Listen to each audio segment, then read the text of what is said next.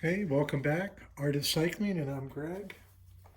Back in the studio working on some of these mixed media pieces. Immediately, the oil stick needs to have its skin, for lack of a better word, um, picked away. Because sometimes that'll mess with your ability to move the pigment. So I've been working on these mixed media pieces because I have an exhibition coming up here in Richmond, Virginia. And that's going to be opens late March. So I'm trying to get a few pieces. And while I always talk about paint what you want to paint, don't paint to sell, and that sort of thing. And these are very much what I wanted to paint. I've been painting a lot of larger versions of this. But not everybody can afford or house large scale artwork. So, in fact, when I was doing an addition on my house, I planned 2 walls that would house my paintings. And then even then I went, yeah, I think I want, wrong color, I want a window in one of those walls. So I only ended up with a wall I could put one painting on. It's like I have an old house, and it's very limited where I can hang paintings between windows and doorways and all of that. It gets difficult, which is great because conversely it also means the house has a lot of light. And clearly I like brightness in my artwork and in my life. Sorry, so I'm sitting here, I'm taking the oil stick and I'm actually breaking this one open. So they're wrapped in plastic now. And then this paper wrapper, and I like to go ahead and get rid of that. That's what I love about having a studio. I just drop it on the floor and I'll worry about it later. So I was getting ready for a new cool white paint stick. So I separate in my whites with a warm and a cool stick,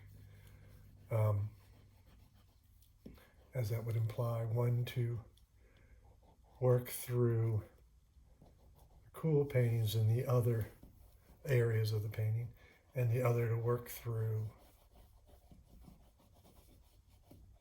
the warm areas of the painting. And that's so I can spend less time wiping color off. And also that is more economical because obviously if I wipe that off, I'm taking some of the paint stick away. Because compared to tubes of oil paint, these are relatively cheap, but they're not cheap anymore.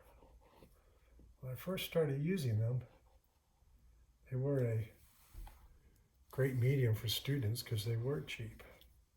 And I started using them when I was a student. Back a long, long time ago.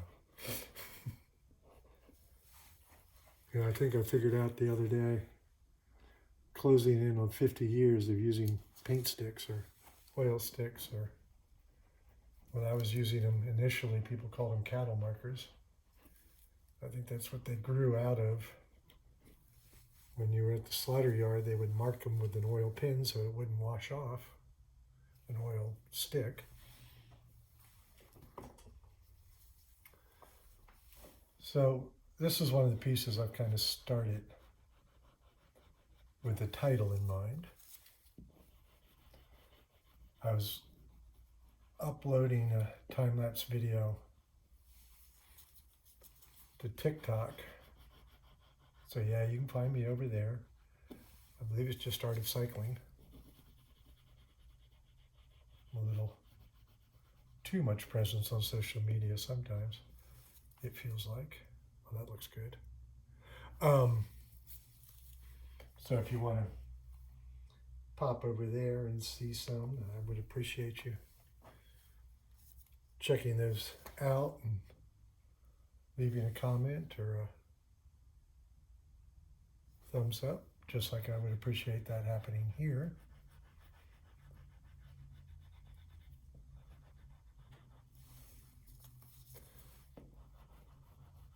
So these pieces here are going to be part of this exhibition that I'm calling Behind Bars.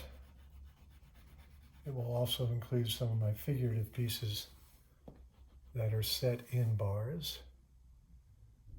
And most of my bar paintings are painted from the point of view of the bartender, which obviously is me.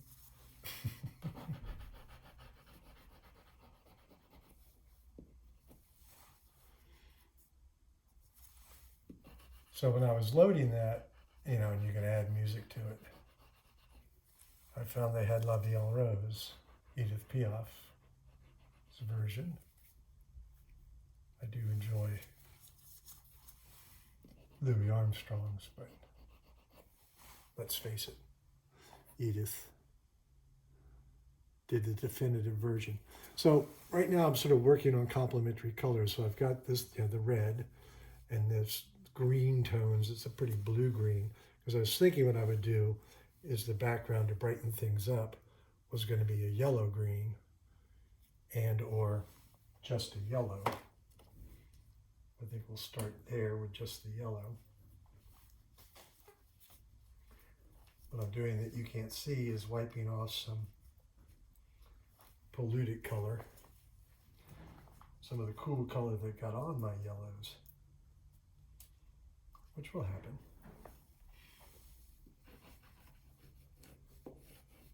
And in this case, I'd go ahead and give myself my frame and stick that push pin back into the wall.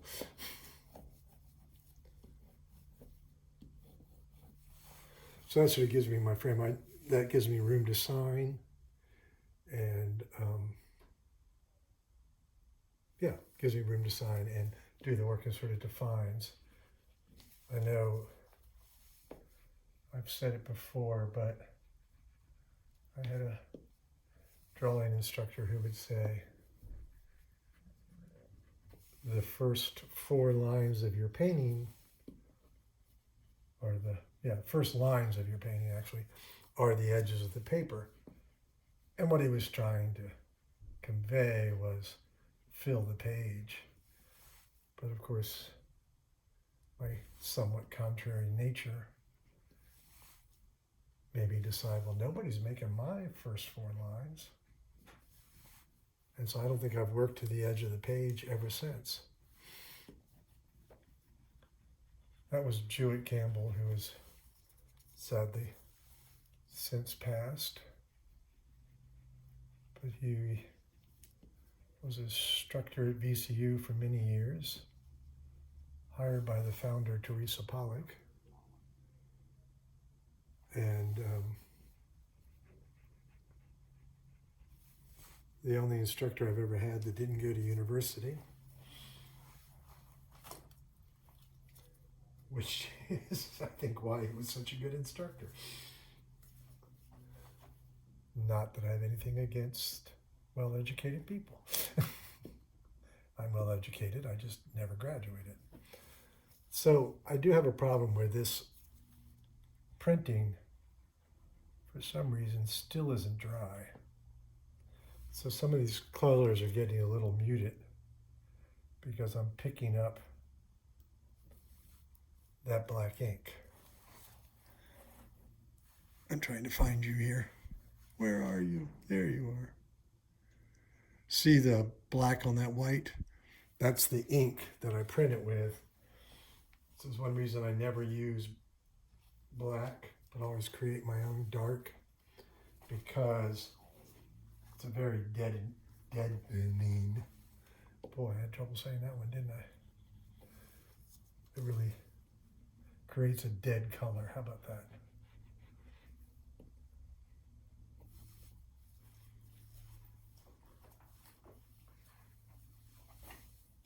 So I always create my own black by using alizarin crimson and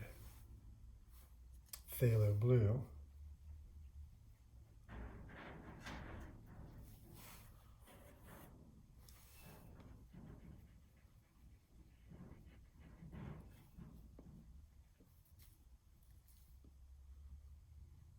And so, I don't know if you notice, I turned and looked. I'm picking up lots of colors, and you want to be very careful about not muddying those.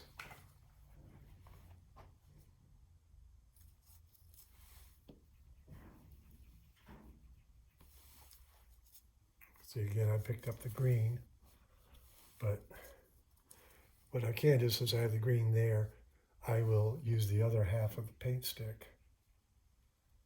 And that way I don't get mud, too much mud.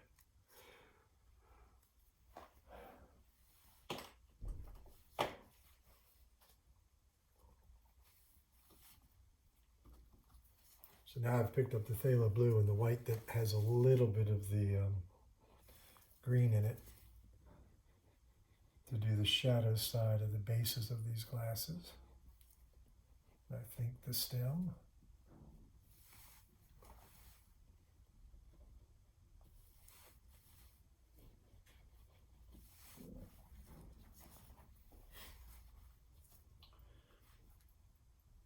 And thinking for variety's sake, we'll throw a little purple in there. After all, we got to balance the yellow chromatically. And what I mean by that is the complementary color.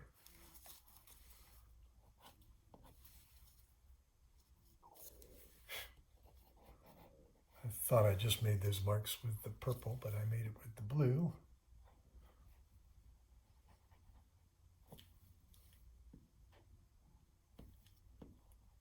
Which is neither here nor there.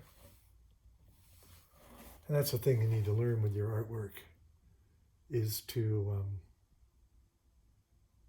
allow, live with, accept, look for your own mistakes. Because they're going to happen. So you might as well learn to be happy with them. I think I've said this before as well, but Bridget, who's very gifted at apparently I'm not gifted at talking, very gifted at titling my artwork, also has said, creating art is striving for imperfection. Let me know what you think of that statement.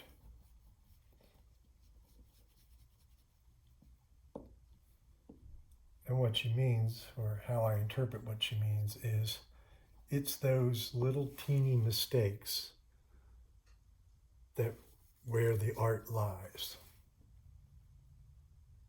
You know, and also allowing for imperfection is also making discovery as you go, I think.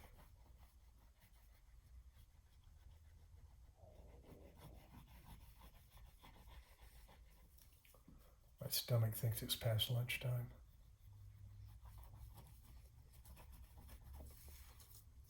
And one of those mistakes I'm having to deal with is that the ink isn't dry enough.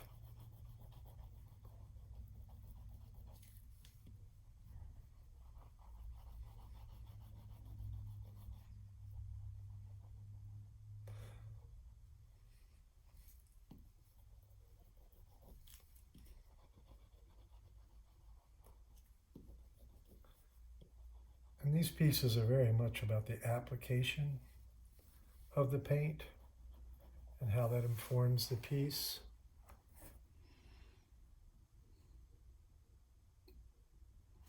So, sorry, I paused to think. I'm thinking I want warm yellow and cool yellow, this yellow-green tone. But I'm trying to think, how exactly I want to lay that in.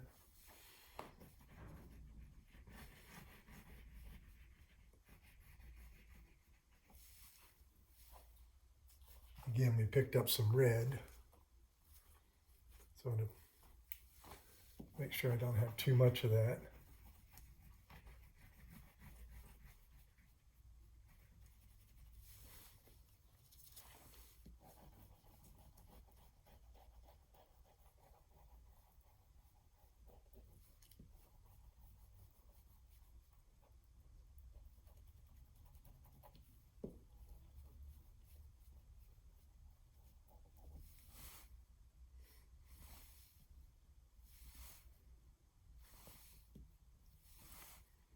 And see, this is part of the advantage of not going to the edge. You get this more interesting variation, or at least I think it's interesting.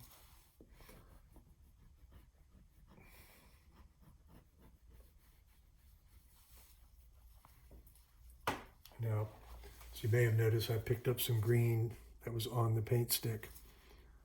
So I'm just wiping it off. I generate so many of these rags so that it doesn't happen when I don't want it to.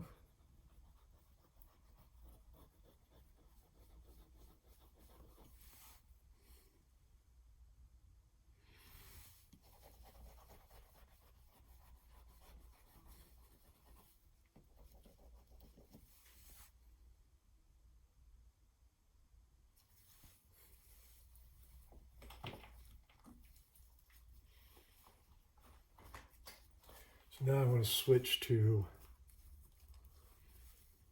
just warm.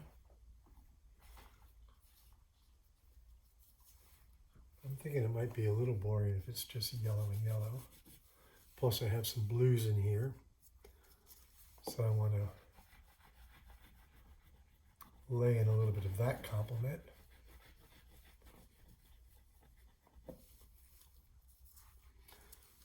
What's the complement of blue? Nice blue. Orange, of course. Sorry for the dad joke.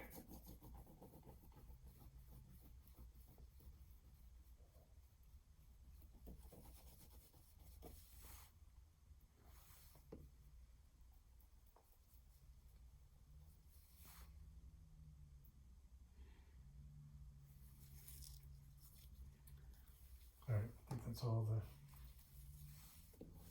We'll pick up a little bit right here too, which is both an accident and intentional, except that I had the wrong. Thought that was the yellow, but it was the white. Maybe I should look at my hands a little more often, huh? And this rag is getting a lot of color on it, which is becoming a bit of a problem.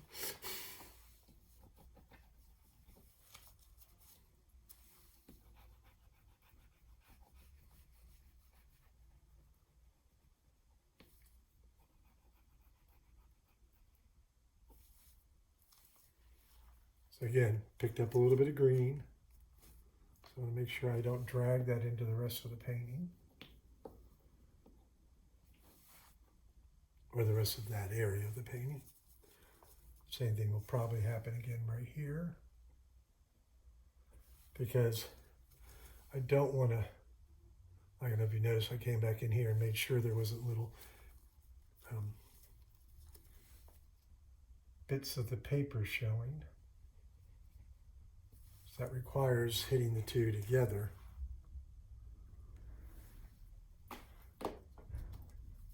The already created area.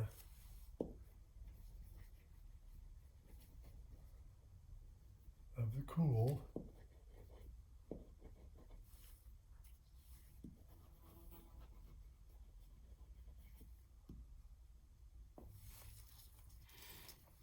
And then, you know, if you drag the warm into it, then you got to come back and make sure you don't drag the two together, because that's when it gets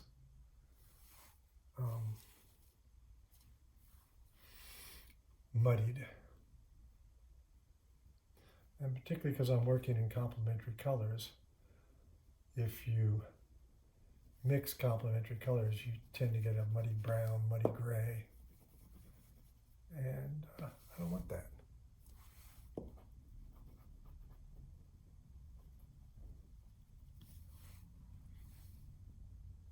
So again, see that little piece of paper right there? So I want to drag into it.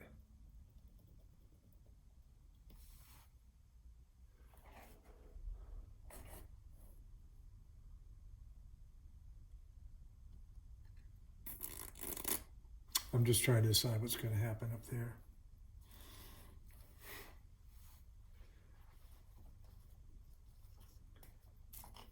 And since my yellow and white keep getting green on them,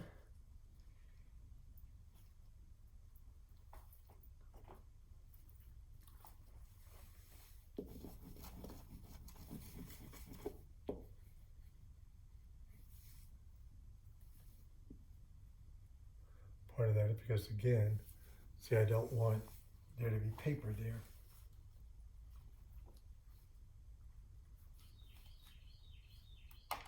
Hard. So see, I keep, that green gets down along the edge. See there, I just put a bunch back on. Might be time for a new rag, huh?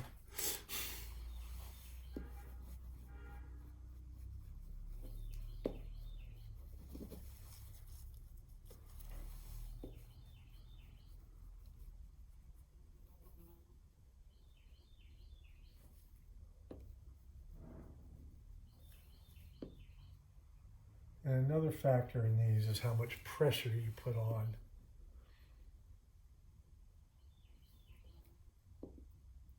And so one of the ways to cover up the little bits of ink from the original is if I lighten up the pressure. So like there, I lay it in heavy, and then I just drag some of those heavily textured spots, which is just thick paint, thick oil stick, over it.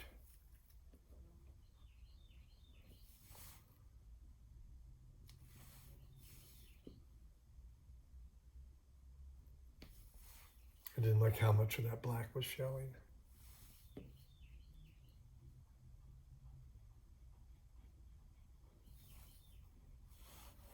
See, like that little, I like that. I don't know if you can see it. That's a mistake, quote unquote.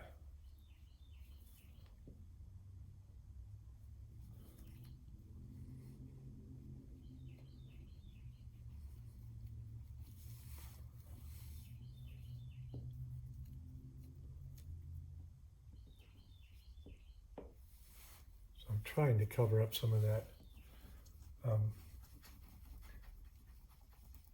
spots, and those little lines on the edge are caused when I do the print, some of the ink gets on the areas that were carved away.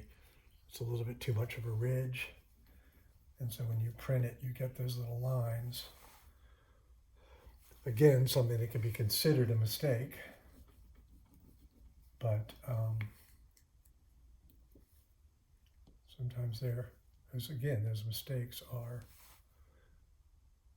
advantageous.